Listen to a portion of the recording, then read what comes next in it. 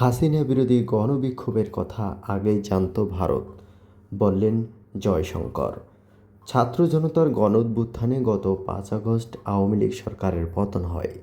জনরোষের ভয়ে ওই দিনই গণভবন ছেড়ে ভারতে পালিয়ে যান তৎকালীন প্রধানমন্ত্রী শেখ হাসিনা। তবে এবার সামনে এলো নতুন তথ্য। সম্প্রতি ভারতের পররাষ্ট্রমন্ত্রী এস জয়শঙ্কর দাবি করেছেন যে হাসিনার বিরুদ্ধে বাংলাদেশের মানুষের মধ্যে ক্ষোভ তৈরি হচ্ছিল এবং তার বিরুদ্ধে সাধারণ মানুষের মধ্যে শক্তিশালী যে বিক্ষোভ সৃষ্টি হচ্ছিল সে সম্পর্কে ভারত আগেই অবগত ছিল। তবে এই ব্যাপারে ভারত কোনো হস্তক্ষেপ করতে পারেনি।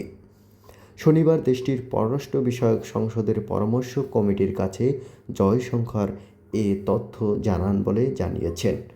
ভারতীয় সংবাদ মাধ্যম দ্য হিন্দুর এক প্রতিবেদনে বলা হয়েছে, জয়শঙ্কর কমিটির কাছে দাবি করেন স্বৈরাচার হাসিনাকে প্রভাবিত করার মতো প্রয়োজনীয় প্রভাব তাদের ছিল না। তারা হাসিনাকে শুধু পরামর্শ দিতে পারতেন। এছাড়া তিনি জাতিসংঘের মানবাধিকার বিষয়ক হাই কমিশনার ভলকার তুর্কের একটি সাক্ষাৎকারের বিষয়টি তুলে ধরেন।